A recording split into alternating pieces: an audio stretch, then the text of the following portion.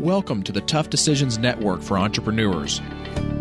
I'm Dan Handford, and my wife, Dennae, and I interview successful people sharing stories behind tough decisions that they've had to make along their journey as an entrepreneur.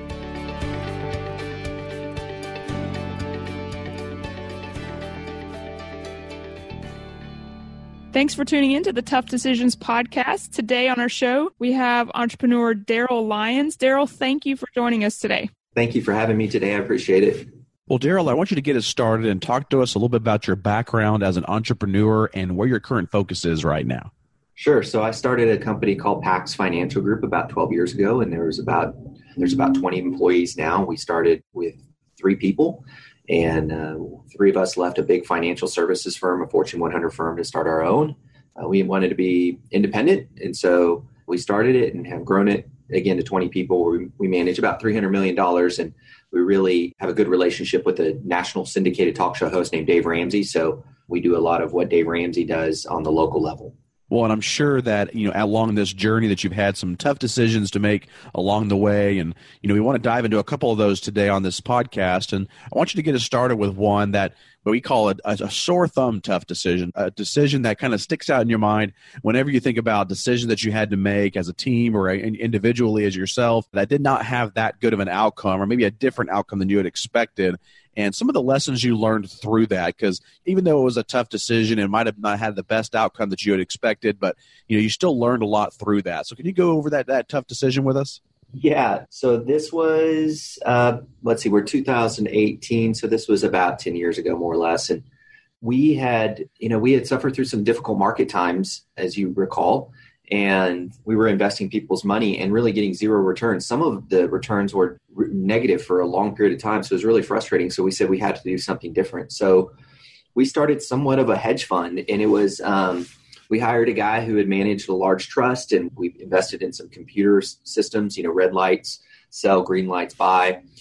And man, we launched this thing at the perfectly wrong time. There was extreme market volatility. We call this the VIX index, which is the measure of volatility in the markets. And it went crazy that particular year. And everything that we invested in and all our strategies, it absolutely blew up. I mean, it was so horrible. I lost hundreds of thousands of dollars personally, lost clients. My business partner, because of the stress, had a flare up in his colitis where he had to go on disability for 6 months. And we were a train wreck, and we had to make some tough decisions. I had to make some tough decisions in the middle of it because he was in the hospital. So I canceled the strategy. I closed the strategy down. I was very fair to all the clients, and they understood what was going on. It was not anything that was unethical, but we had to recalibrate, and we made a decision at that point to get away from anything that has to do with trying to time the market with our investment strategies. And we decided not to even, we're allergic to anything that says market timing. I'll tell you that. And that actually was a really good time, because if you think about it, being a buy and hold kind of firm now over the last 10 years has served us pretty well. So it was a good decision. We reorganized our leadership. Joseph's healthy today, and we're doing well. So Darryl, correct me if I'm wrong, but just from, someone listening to you tell that story, it doesn't sound like the product or the strategy was necessarily a bad one. It was just the timing wasn't good. Is that correct? That's dead on. There had been other environments where it might have worked incredibly well. And the funny thing about it is that if it would have done well, it was only a matter of time before later it would have failed, because they typically do break.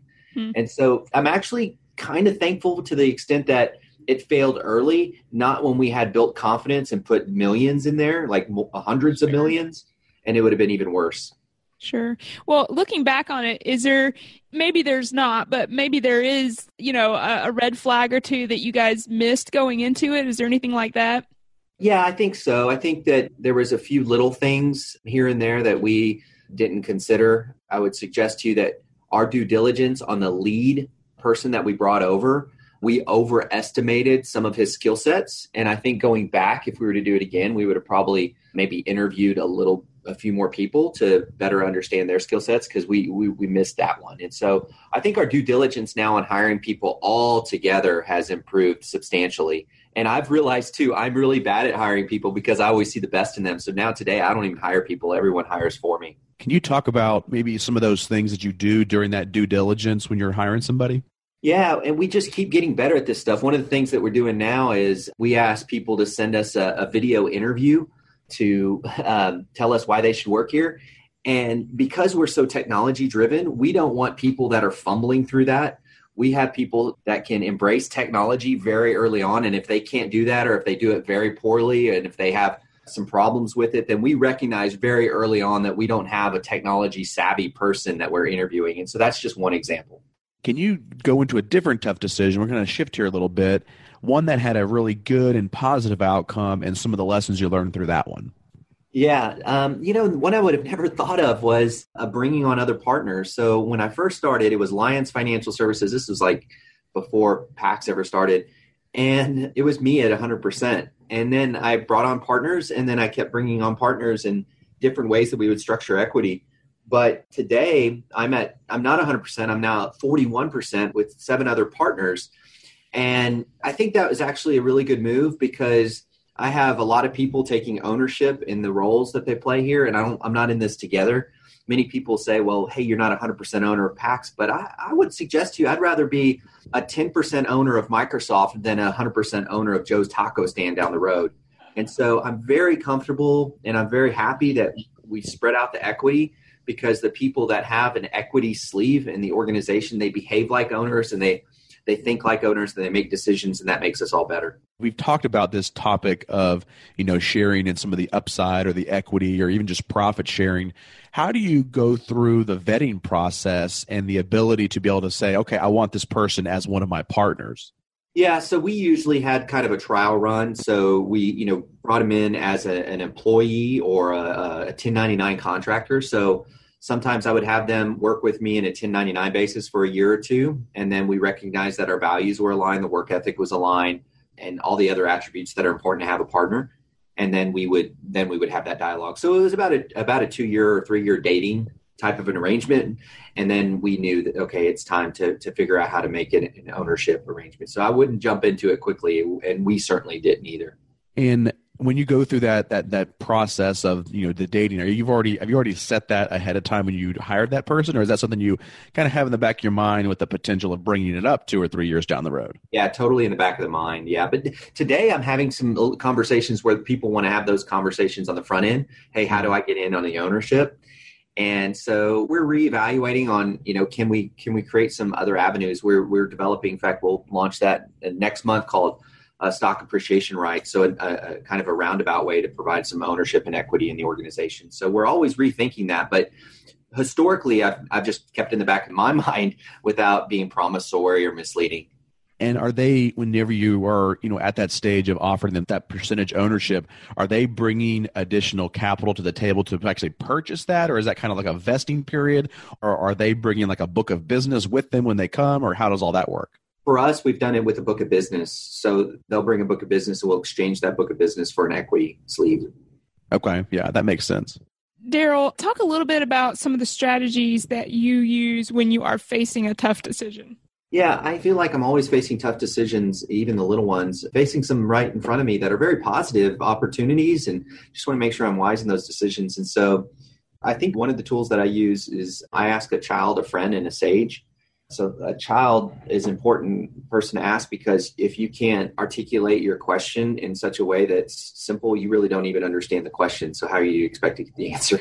So I ask a child. Usually I have 4 kids, so usually one of them gets that question. A friend is usually my wife, who understands me, or another friend for that matter, who may have a different approach. And then a sage, somebody who's wise that I trust, who's been around. They may not understand the decisions altogether and the complexities of the decisions, but that wisdom comes out after knowing somebody for years and how they view life. I always make sure I have a sage to turn to. So you had talked about, bringing on some partners and kind of having that, 2 to 3 year dating period. How long did you date your wife before you proposed? Yeah, it was about 1.5 years. But the day I met her, I wanted to marry her. But I literally told my buddy when I met her, I said, I'm going to marry that girl. And I really would have. But again, that's kind of odd. You just had that in the back of your head, though, until you brought it up 1.5 years later. That's exactly right. I was sold. All right, we're going to take a quick break and hear from one of our show sponsors. When we come back, we'll talk to Darryl about some of his favorites as it relates to his life as an entrepreneur. Have you ever thought about investing in real estate, but find yourself so busy that you don't have time for it? Do you have FOMO, which is the fear of missing out? At HanfordCapital.com, we help investors with passive real estate investments that project better returns than traditional investment vehicles such as the stock market. If you'd like to find out more about our passive real estate investments, visit HanfordCapital.com. That's HANDFORD Capital.com. We will jump on a call with you to discuss your investment goals and to see if our investments are a good fit for you. This advertisement is not to be construed as an offer or recommendation to buy or sell a security. Visit HanfordCapital.com. All right, we are back with Darryl Lyons. Darryl, I want you to get us started with this series of quick questions and answers that we call the Trifecta, with giving us your favorite technology that you use in business that helps make your life easier every day.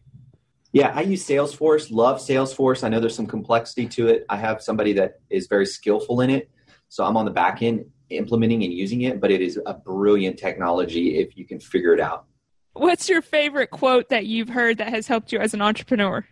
My favorite quote, which captures leadership better than I've ever seen anyone else capture it, is leadership is the capacity to translate vision to reality.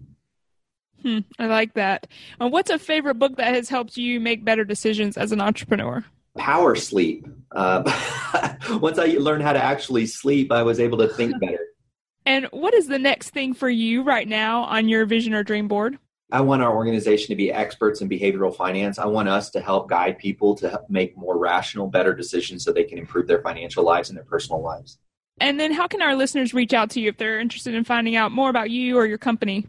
I'm on LinkedIn, so you can find me there, Darryl W. Lyons. Facebook's Pax Financial GRP. And then my website's probably the best place, paxfinancialgroup.com.